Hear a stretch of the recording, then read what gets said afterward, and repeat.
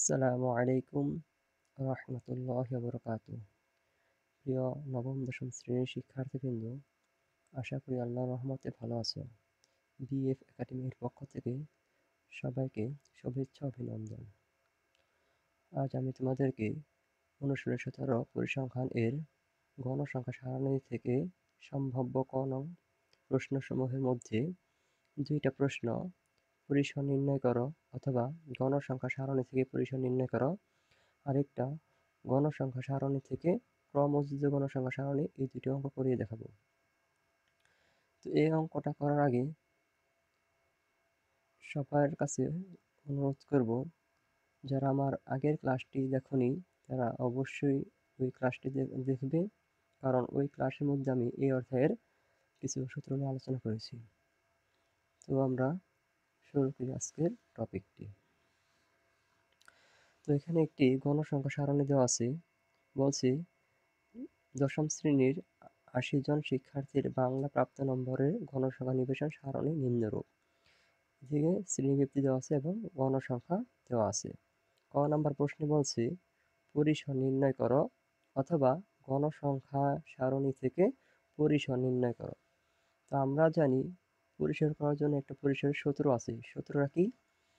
সর্বোচ্চ সংখ্যা বিয়োগ সর্বনিম্ন সংখ্যা যোগ ১। তো এই অঙ্কটা করার জন্য, পরিসর অঙ্কটা করার জন্য আমাদের দুইটা মান লাগবে। একটা সর্বোচ্চ সংখ্যা লাগবে এবং একটা সর্বনিম্ন সংখ্যা লাগবে।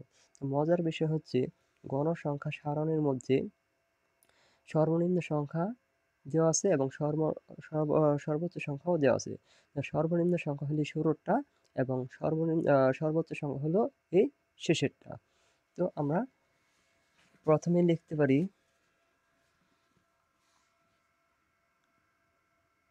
এক নাম্বার, এখানে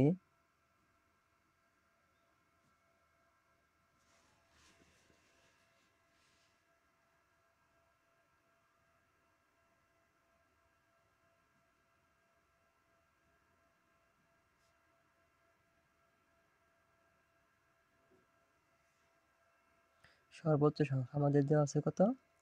১০০। সর্বোচ্চ সংখ্যা ১০০ আর সর্বনিম্ন সংখ্যা, আমাদের সর্বনিম্ন সংখ্যা কত দেওয়া আছে? ৩১। তো আমরা লিখতে পারি ৩১। এখন আমরা দুইটা মান লিখলাম, একটা সর্বোচ্চ সংখ্যা, একটা সর্বনিম্ন সংখ্যা। এখন দেখো আমরা সূত্রটা কি জানি, এখন সূত্রটা লিখব। অতএব পরিসর সমান সর্বোচ্চ সংখ্যা বিয়োগ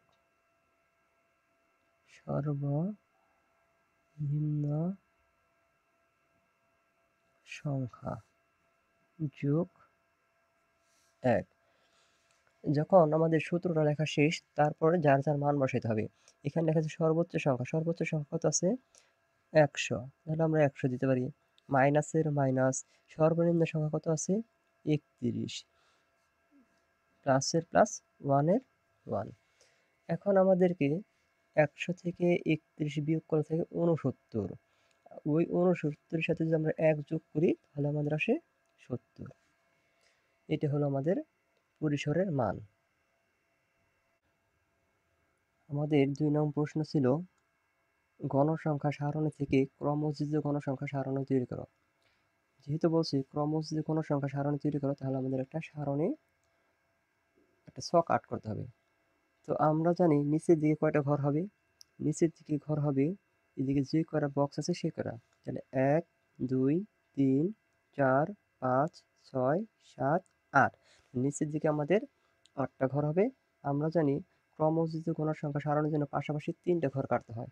তো আমরা ঘরটা করে রেখেছি। তো উপরে লিখতে হবে ক্রমযোজিত গণসংখ্যা সারণী তৈরি করা হলো। এখন পাশাপাশি ঘর কাটতে হবে ৩টা। কি কি? দেখো আমাদের ২টা ঘরের নাম দিয়ে দিছি।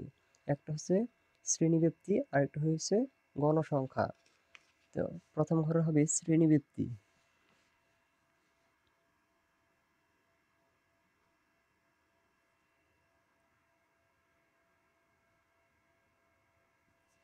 শ্রেণীব্যক্তি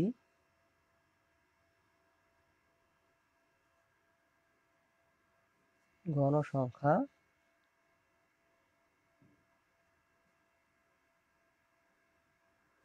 ক্রমযোজিত গণসংখ্যা। এখন আমাদের ঘরে কি দিয়েছে মানটা 31 থেকে 40। এই শ্রেণীব্যক্তিগুলো আমরা এই শ্রেণীব্যক্তির ঘরে তুলব এবং এই গণসংখ্যাগুলো এই গণসংখ্যার ঘরে তুলব। তো আমাদের দেওয়া আছে 31 থেকে 40, 41 থেকে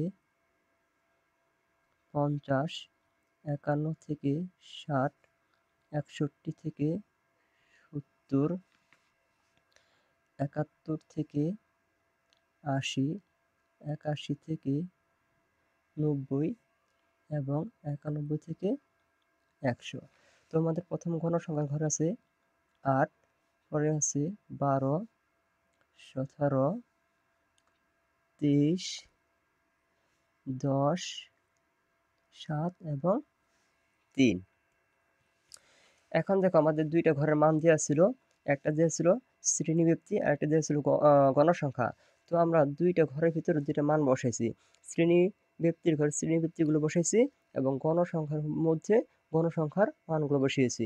এখন আমাদের যে কাজটা করতে হবে, ক্রমযোজিত গণসংখ্যার ঘরে মানগুলো লিখতে হবে। এখন আমরা ক্রমযোজিত বলতে কি বুঝি? ক্রম মানে ক্রমান্বয়, মানে ধারাবাহিকভাবে, আর যোজিত মানে যোগ করা। তাহলে এই গণসংখ্যাগুলোকে আমরা ধারাবাহিকভাবে কি করতে হবে, আমাদের যোগ করতে হবে। কিন্তু মনে রাখবা, ক্রমযোজিত গণসংখ্যার যখন আমরা তৈরি করব, তখন প্রথম গণসংখ্যার ভিতরে যে প্রথম যে গণসংখ্যাটা থাকবে, ওই সংখ্যাটাই ক্রমযোজিত গণসংখ্যার ঘরে বসাইতে হবে। আমি আবার বলতেছি, গণসংখ্যার ঘরে প্রথম ঘরে যে মানটা দেওয়া থাকবে, সে মানটাই ক্রমযোজিত গণসংখ্যার প্রথম ঘরে যা বসবে। এখানে আমাদের দেওয়া আছে 8, তো আমরা প্রথম ঘরও কি লিখবো, 8 লিখবো। এখন যেহেতু আমি এই 8টা এখানে লিখলাম, এখন এই 8টা আমাদেরকে বাদ দিতে হবে। এখন এই 8-এর সাথে আর এই 12-এর সাথে আমাদের কি করতে হবে, যোগ করতে হবে। এই 8-এর সাথে আর 12-এর সাথে কি করব, আমরা যোগ করব। তো আমরা 8-এর সাথে যদি যোগ করি, 8 যোগ 12 যোগ করলে আমাদের কত আসে, 20। তো আমরা এইদিকে লিখলাম 20। আবার এই 20-এর সাথে এই 17-এর সাথে যোগ। আবার বলতেছি, এই 20-এর সাথে 17-এর সাথে যদি যোগ করি, তাহলে আমাদের আসে 37। এখন দেখো, আবার এই 17-এর সাথে 37-এর সাথে আমাদের কাকে যোগ করতে হবে, এই 23-কে যোগ করতে হবে। 37-এর সাথে আবার এই 23-কে যোগ করতে হবে। তো 37-এর সাথে 23-কে যোগ করলে আসে 60। আবার এই 60-এর সাথে আমার যোগ করতে হবে 10-কে।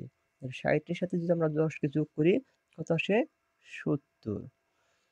আবার এই 70-এর সাথে আমার যোগ করতে হবে কাকে, 7-কে, তাহলে আসে 77। আর এই 77-এর সাথে ফাইনালি 3-এর সাথে যোগ করলে কত হবে, 80। দেখো আমাদের ক্রমযোজিত গণসংখ্যার লাস্ট যোগফল কত হয়েছে, 80।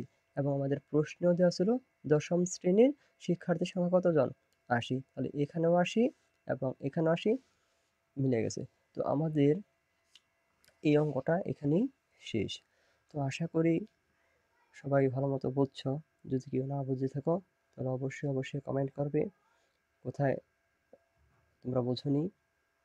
তো আজকের মতন এখানেই শেষ। আল্লাহ হাফেজ।